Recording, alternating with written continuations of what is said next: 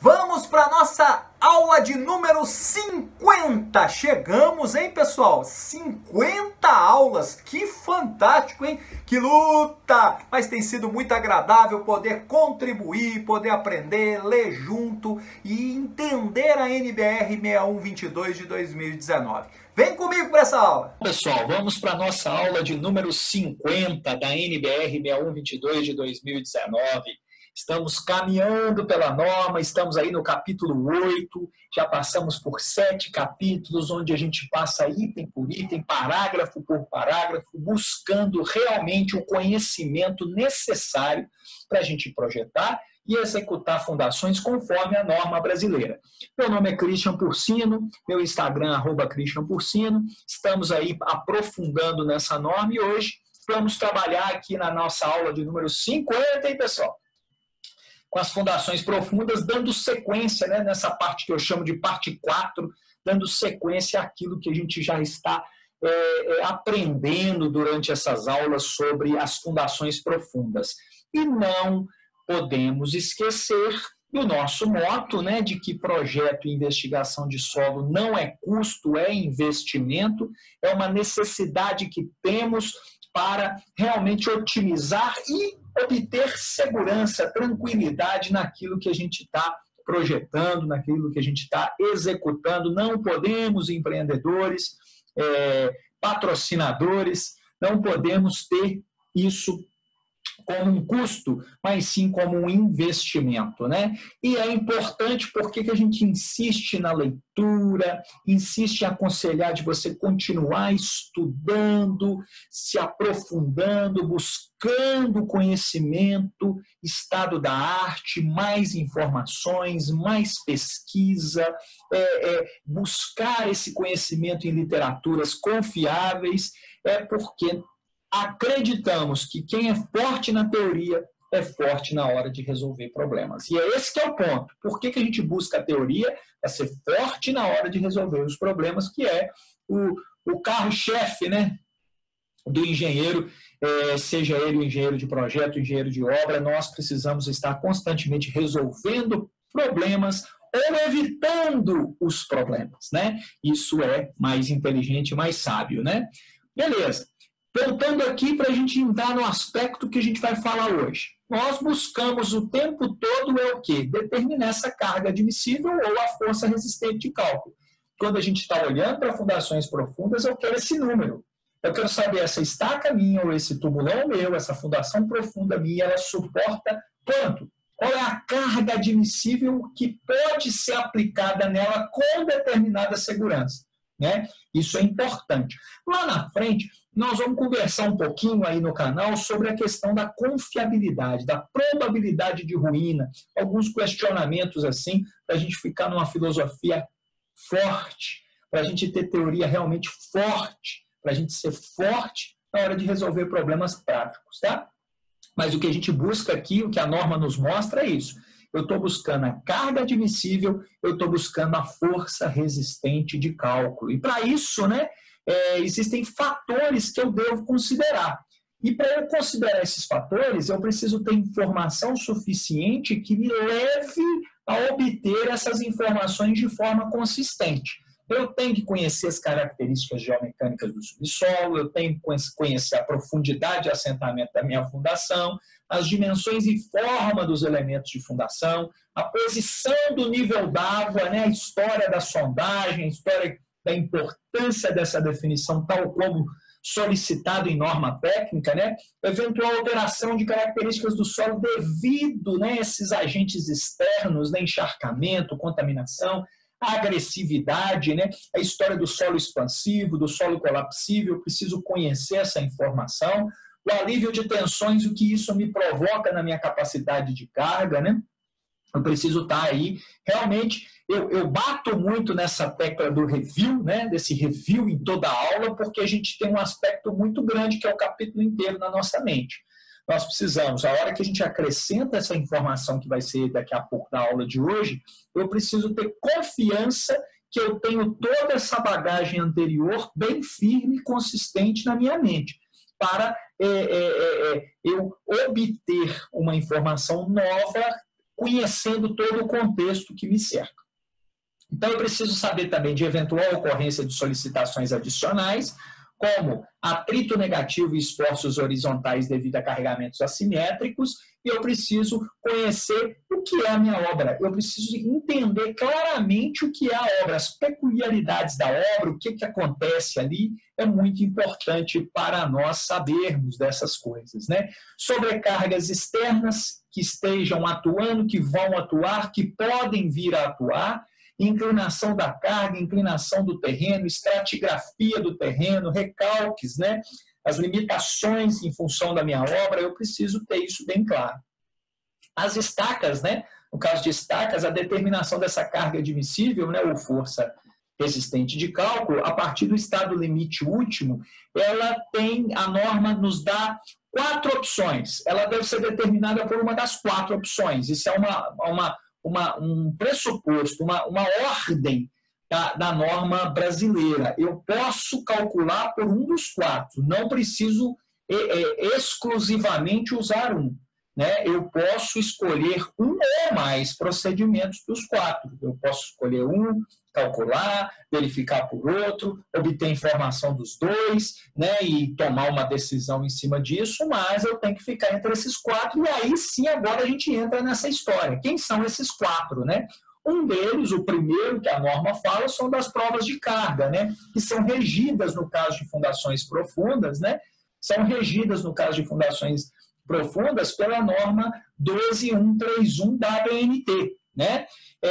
E a gente destaca, né, que essa determinação da carga admissível força resistente, né, em função dessa prova de carga, né, deve levar em consideração, pessoal, na nossa conclusão e na nossa análise, isso é um destaque que a norma faz, não é o Christian, eu estou só alertando mais uma vez, né, que deve levar em conta que durante a prova de carga, o atrito lateral é sempre positivo. Então, se o carregamento que eu estou trabalhando, né, pode gerar um atrito negativo, isso tem que entrar na minha equação de interpretação da prova de carga, porque a prova de carga é sempre positivo o atrito lateral. Isso é importante, isso é muito importante para a gente não errar feliz, né?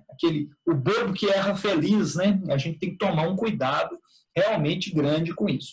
A ruptura, né? Essa carga de ruptura, quando ocorreu uma ruptura nítida, ela é claramente para nós, essa ruptura nítida, tal como esse gráfico nos mostra, caracterizada por quê?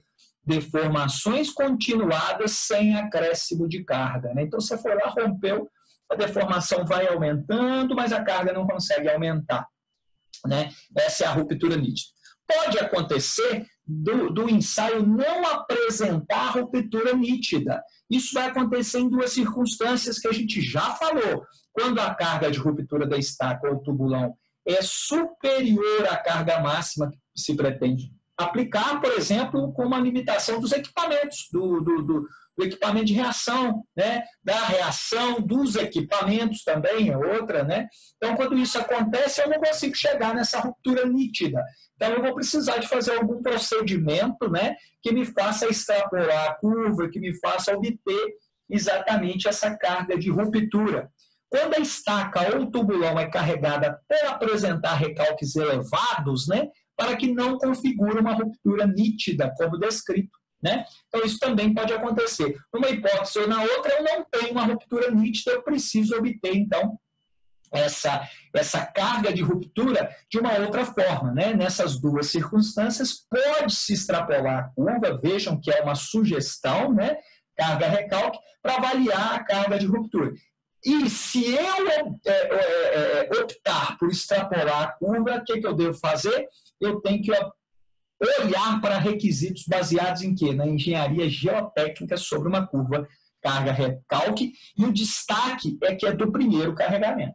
Tá? Isso é normativo, não é o Christian que está afirmando, apesar de estar concordando, né? Mas isso é da norma, né? Isso é opinião pessoal, né? Na norma, eu tenho, a norma apresenta uma forma de determinar essa carga, esse PR, essa carga de ruptura, né? Eu tenho lá a minha curva do ensaio, essa curva carga-recalque do ensaio, e eu vou traçar uma reta que tem essa equação, né? o intercepto dessa reta é o D sobre 30, né? E eu tenho essa variação aqui, né, em relação ao recalque, que é o PLA vezes E. Então, essa é a minha reta, que é a função do recalque em função do meu PR, né? Do meu P, na verdade, que vai gerar a minha carga de ruptura. Eu tenho esse ponto de interseção vai ser a minha carga de ruptura da minha fundação em estaca, né? Na interpretação da prova de carga devem ser consideradas, né, isso está bem claro lá nas provas de carga, os tipos de prova de carga, nessa norma específica de prova de carga, né? 12131. Velocidade de carregamento, estabilização dos recalques, tudo isso temos as dicas necessárias na hora de fazer esse tipo de ensaio. Um outro aspecto importante de ser ressaltado é que a gente tem estruturas que têm carregamento cíclico acontecendo. As provas de carga têm que levar em consideração, né, essas influências, né, desse tipo de carregamento. Isso é muito importante que leve-se em consideração essa opção de carregamentos cíclicos, né? Ele acontecendo, indo e voltando, carregando, descarregando. Isso é importante, que eu preciso entender o comportamento da minha fundação em função disso, que é provindo de alguns tipos de estrutura. Tal como, por exemplo, linhas de transmissão, né? Isso é um exemplo que a gente pode dar aqui. Além do WNT, existem outros, né, métodos de extrapolação da curva carga-recalque que são utilizados no mercado. Eu estou citando aqui Van der Wijn, rigidez do Decour, outros métodos aqui apresentados, mas existem vários métodos que podem e devem ser usados. Claro, pessoal, é sempre fundamental nesses pontos onde a gente tem muitos métodos que podem ser usados, nós entendermos da onde veio o método, qual que foi a origem do método, qual que é o espectro, né, de validade daquele método. Nós precisamos estar com o pé no chão aí, né, pessoal, sabendo onde a gente está pisando, né? No segundo método que a gente pode obter a carga de ruptura, a capacidade de carga, né, é o método que a gente chama lá no item 8212 da NBR, são os métodos estáticos. Podem ser teóricos quando o cálculo é feito de acordo com a teoria desenvolvida, por quê? Pela mecânica dos solos, né? Ou semi-empíricos, quando a gente usa do aspecto de fazermos análises de correlações com os ensaios in situ. Então, teórico, teorias dentro da mecânica dos solos, né? Semi-empíricos, quando a gente usa correlações, né, com ensaios in situ, correlações válidas, entendendo os domínios de validade dessas equações. Isso tudo é importante a gente destacar. Destaco também que a história de que a gente nunca deve considerar atrito lateral para tubulão, ela não é verdade, apesar de que a gente tem que tomar cuidado quando a gente considera esse atrito lateral do tubulão, e a norma vem falar sobre esse assunto para nós, que em tubulões, quando o atrito lateral for considerado, então, se eu considerar, eu tenho que desprezar uma parte do fuste enterrado, né? É uma parte desse fuste que é igual ao diâmetro da base. Então, eu não posso considerar todo o atrito lateral em tubulões de base alargada. Esses tubulões de base alargada também é um termo, né, estranho, né, porque a gente usa no mercado tubulão reto e tubulão de base alargada, mas tubulão reto não é tubulão, né, gente, é uma estaca escavada, né? Então, nos tubulões, quando o atrito lateral for considerado, deve ser desprezado um comprimento de fuste igual ao diâmetro da base, imediatamente acima do início do alargamento. Então, o projeto de estacas escavadas, e aí aqui aquele alerta que a gente deu na última aula, nós vamos insistir, o quão importante são treinamentos de executores, né? Isso é importante, o quão importante os contratantes buscarem empresas que tenham experiência comprovada em determinados tipos de fundações, especialmente, e a norma vem com um alerta básico aqui em 2 pontos, né? Nessa parte da norma. A norma vem falando realmente disso, e nós vamos fazer um comentário até a partir de um artigo do professor Alonso a respeito disso, né? Então, aqui na norma, o projeto de estacas escavadas com estabilização das paredes auxiliada por fluido estabilizante, bem como de estacas hélice contínua, deve, sempre que considerar a contribuição da resistência de ponta da estaca, fazer menção explícita a esse critério, né? Que critério que é esse? É o critério que nós estamos considerando a ponta. Então, para ele está sendo considerada a ponta. E aí, em contrapartida, o executor tem que tomar alguns cuidados com essa ponta, que é explícito para nós na norma, lá nos anexos, que a gente vai estudar mais para frente. Mas é o que está sendo falado aqui. Então, o executor deve, antes da execução, assegurar que são cumpridos os procedimentos executivos mínimos especificados nos anexos J e N da norma, de forma a obter o contato efetivo entre a ponta da estaca e o solo competente ou rocha. Então, são aspectos que o projetista, deixando claro que está usando a ponta, o executor tem que deixar claro que ele precisa seguir procedimentos mínimos para garantir que essa ponta funcione. Isso, gente, impacta diretamente na capacidade de carga. Esse item não é capacidade de carga?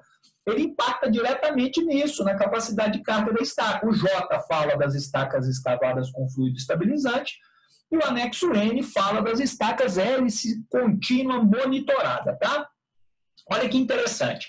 Caso o contato efetivo entre o concreto e o solo firme ou rocha não possa ser assegurado pelo executor, veja bem, executor, eu estou considerando a ponta e você tem que seguir um certo procedimento. Ele fala, não consigo, não garanto, não posso garantir. Beleza, então tá. Então o projeto deve ser revisto. Os comprimentos das estacas devem ser ajustados na verificação do estado limite último à condição de resistência nula da ponta, né? Então, o que acontece? Eu tenho, conforme a gente aqui é só um resumo, tem mais informações detalhadas sobre isso na aula anterior, tá, gente? A 49 está falando isso mais, eu estou só alertando aos pontos principais. Então, a resistência de ponta é anulada e a admissível passa a ser metade da resistência de atrito lateral. Qual que é um alerta nesse ponto? Queda na qualidade executiva agravada pela feroz concorrência comercial, né? E em função dessa falta de preparo dos operadores dos equipamentos, muitas obras onde se executaram estacas escavadas com auxílio de fluido e estacas hélice contínua, as mesmas tinham deficiência na carga de ponta ao serem realizadas provas de carga. Aí a norma veio e se adaptou ao que estava ocorrendo muito. Não era outliers, tá, gente? Estava ocorrendo com uma certa frequência esses problemas. A norma veio com seus responsáveis, com a equipe responsável por escrever a norma, preocupada com o que estava ocorrendo, atuaram mediante a esses problemas para garantir a segurança dos empreendimentos no que tange às exigências de norma, né? O professor Disseu Veloso, ele deixa claro para nós que para adquirir um equipamento, isso lá em 88, para adquirir um equipamento basta ter o dinheiro. Verdade, investimento, financiamento, eu posso comprar equipamento rápido. Agora, para formar uma equipe capaz de fazê-lo trabalhar eficientemente, formar uma equipe que usa esse equipamento de forma correta, há necessidade de tempo para treinamento. Não tem como melhorar essa equação e nem acelerar essa equação. Nós precisamos de experiência, sentimento, feeling dos operadores desses equipamentos, né? Então, a gente entra, então, o que eu falei na última aula, nós vamos fazer um link agora com essa história, né, de carga de ruptura com carga admissível, né, de força resistente de cálculo, né, sobre todos esses aspectos normativos. A norma fala que, em qualquer caso, a determinação da carga admissível força resistente de cálculo deve ser feita de acordo com 6212, que a gente vai rever, né, vamos lembrar, né, que a gente estudou lá no capítulo 6, e considerar a diferença de rigidez dos solos atravessados e a diferença de comportamento, tensão, deformação, de atrito e ponta. Isso é importante, a estratigrafia, eu analisar essas diferenças do solo onde eu estou atravessando com seus critérios de cálculo, seus critérios de determinação de atrito lateral e resistência de ponta, né? O que falava lá para nós nesse item 6212, recordando, né, o elefantinho, memória de elefante, a gente buscar essa informação. Falava para a gente o seguinte, que a segurança de fundações profundas, né, esse era um item chamado segurança de fundações profundas. No subitem, né, 62121, resistência determinada por quê? Por método semi-empírico, que é o que a gente está falando aqui neste momento do capítulo 8. O fator de segurança global a ser utilizado para a determinação da carga admissível é 2, para se chegar à força resistente de cálculo, o ponderador deve ser 1,4.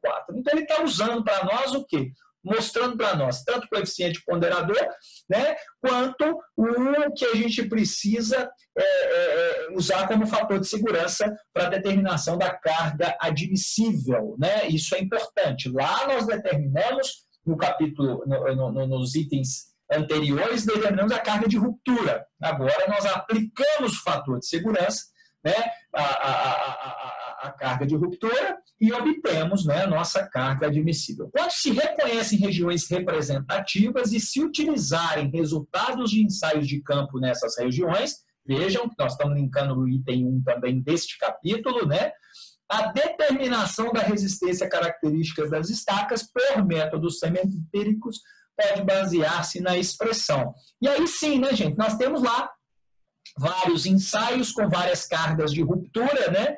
E eu obtendo com isso, nesses valores, desses resultados médios, eu tenho o valor mínimo encontrado nesses ensaios e eu obtenho, a partir dessa equação, né, com a aplicação de Epson 1 e Epson 2, né, que são valores tabelados em função exatamente da quantidade, né, de perfis de ensaios por região representativa, nós conseguimos determinar essa resistência característica, né? Essa resistência característica da nossa estaca, né? Da nossa fundação. Prova de carga em fundações também não é custo, pessoal, é investimento. Isso precisa ter um acréscimo na nossa mente a respeito disso. Prova de carga em fundações também não é custo, é investimento. Aqui eu estou indicando um livro aqui, né, do professor Sintra, do Arroque, né, da turma aqui, que fala para nós sobre esses ensaios estáticos e dinâmicos. Então é importante aí a gente ter uma biblioteca de confiança, né? É um livro fino, mas com muita informação interessante para a gente estar realmente nivelando o nosso conhecimento no que tange aos ensaios, às provas de carga, né? O item seguinte, pessoal, fala dos ensaios de carregamento dinâmico, né? Eu tenho a possibilidade de executar ensaios de carregamento dinâmico? Sim, posso e devo executar, mas é importante a gente ter conhecimento, né? Conhecimento claro sobre isso, né? O ensaio de carregamento dinâmico visa a avaliação de cargas mobilizadas nas interfaces solo-estaca, fundamentando-se o quê? Na aplicação da teoria da equação da onda unidimensional. Pessoal, e a NBR 13208 trata esse assunto. Aqui, o que eu tenho que alertar vocês? É o que eu alerto sempre, conhecimento. Eu preciso estudar. Da onde veio, né, essa equação da onda unidimensional? Eu preciso conhecer, sabe por quê? Porque eu preciso interpretar os resultados do ensaio. Se eu não conheço a teoria que gerou esse tipo de ensaio, que a própria norma fala, ó, está fundamentado nessa teoria. Eu preciso buscar o conhecimento dessa teoria para interpretar os resultados de forma correta, para eu não fazer uma interpretação muito chula, muito por alto, muito por cima, muito abstrata, porque eu preciso conhecer de onde vem isso. Porque quando eu bater o olho no resultado, eu tenho que ter uma formação técnica e um conhecimento onde eu vou aplicar o meu conhecimento e obter respostas firmes a respeito disso, né? Então, isso é importante, né? Ensaios de carregamento dinâmico também falam o seguinte, ó, deve-se, contudo, observar que durante o ensaio de carregamento dinâmico, o atrito lateral é sempre positivo, é o mesmo alerta, ainda que venha a ser negativo ao longo da vida útil projetada da estaca, né? Isso é importante, né? A gente ter esses alertas. Por fim, o quarto item são as equações dinâmicas. As equações dinâmicas, né, baseadas na nega ou no repique elástico, visam principalmente assegurar a homogeneidade das estacas cravadas, né? Isso é um ponto fundamental. Eu preciso garantir a homogeneidade. Eu vou garantir a homogeneidade como? Pelo controle de nega e de repique elástico. Isso é importante para nós. Em determinados tipos de terreno, deve ser levado em conta, na verificação da nega ou do repique elástico, sua diminuição, cicatrização ou aumento, relaxação, né, ao longo do tempo. Isso para nós é muito importante para que possamos aplicar conscientemente as teorias. Eu preciso buscar informação, eu tenho que entender isso, gente. Nega, repique, como que eu faço essas equações dinâmicas, eu obter resultados favoráveis a essa minha homogeneidade das estacas cravadas, como eu obtenho essas informações a respeito disso, né? O item 822, estacas, que é o quê? É o paralelo, né? Lembra que a gente tem que estudar estado limite último e estado limite de serviço? O 822 fala para a gente determinação da carga admissível da força resistente de cálculo a partir de quê? Do estado limite de serviço. Neste caso, a determinação pode ser feita por prova de carga ou cálculo por método teórico ou semi-empírico. Uma ou outra, né?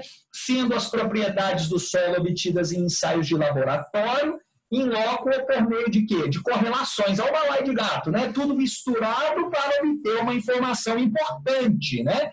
Levando-se em consideração as modificações nessas propriedades causada pela instalação do elemento de fundação. Isso também é importante. Eu faço ensaios, mas eu tenho inserindo o elemento de fundação. Então, eu tenho que ter em mente o quê? Interação fundação-solo. Isso é realmente muito importante nas minhas conclusões na obtenção de referência sobre o estado limite de serviço. Continuaremos na próxima aula, Fundações Profundas. Espero que estejam gostando, que estejam aprendendo, que estejam descobrindo informações novas, se alertando, abrindo a mente, buscando, pessoal, sempre continuar estudando. É fundamental que vocês estejam envolvidos em sempre aprender o estado da arte e sempre buscar informações novas a respeito de fundações e contenções. É o que esse canal se propõe a fazer, é o que esse canal se propõe a buscar, né, essas tecnologias, essas informações e essas teorias, né, estudando agora, neste momento, a NBR 61 de 2 de 2019. Acompanhe meu Instagram, @ChristianPorcino, acompanhem, por favor, o canal, divulguem a informação, deixe o seu like, inscreva-se e até a próxima aula. Um abraço! Ei, pessoal, gostaram dessa aula de número 50? Continue acompanhando o canal, divulgue a informação, chame mais pessoas, deixe o seu like, inscreva-se, vamos distribuir a informação. Espero vocês na próxima aula. Um grande abraço!